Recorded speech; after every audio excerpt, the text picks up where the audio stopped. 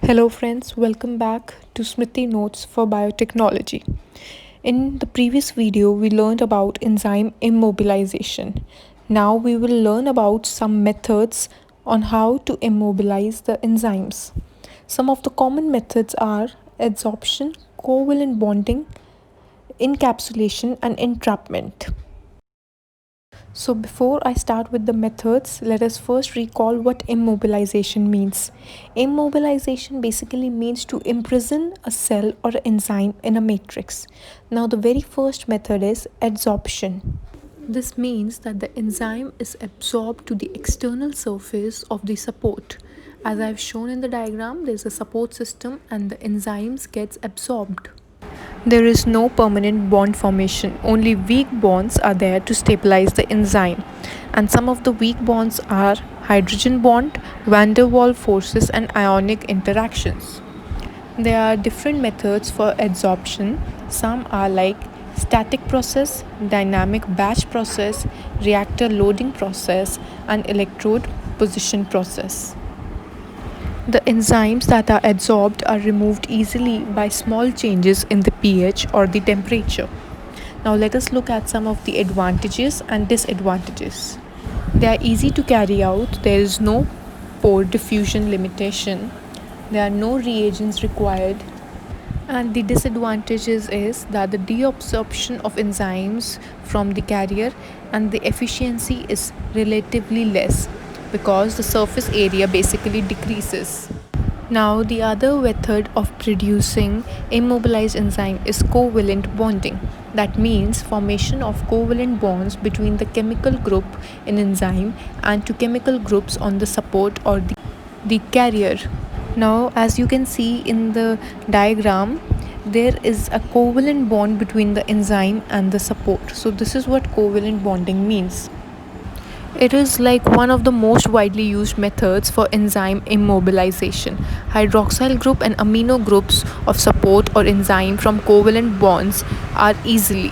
Chemical groups in the support or carrier can form covalent bonds with support are amino groups, hydroxyl groups. Commonly used carriers used for covalent bonding are carbohydrates, synthetic agents, or inorganic carriers.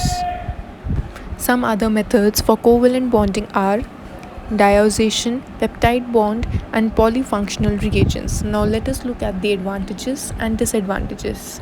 Advantages, they have strong linkage, there is no leakage. This is a simple method, whereas disadvantage, it can be denatured during immobilization and which alters the conformational changes. Now the next method is called as cross-linking or also known as copolymerization. In this method of immobilization, enzymes are directly linked by covalent bonds between various groups of enzymes via polyfunctional reagents. This is the only method in which no matrix or support is involved. And the commonly used reagent are diazonium salt, but matrix is not used and the technique is quite cheap and simple. The advantage of this method is that it has higher stability and very little desorption.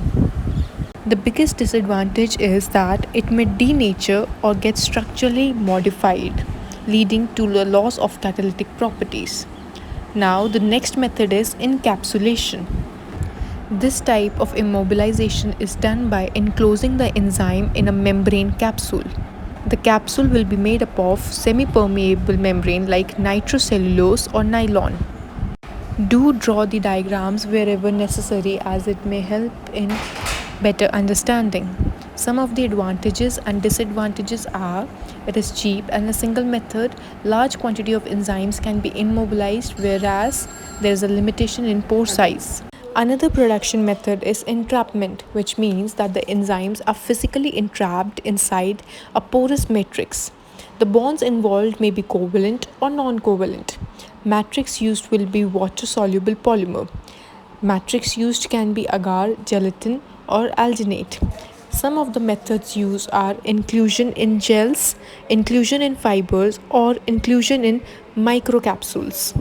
In this method, it does not directly get attached to the support but simply gets trapped inside the polymer matrix. Again, there is a diagram. Do draw these diagrams. So in this video, we studied 5 methods of production of enzyme immobilization. I hope it will help you. And if you have any other doubt or query, do comment and let me know. And do not forget to like, share, and subscribe.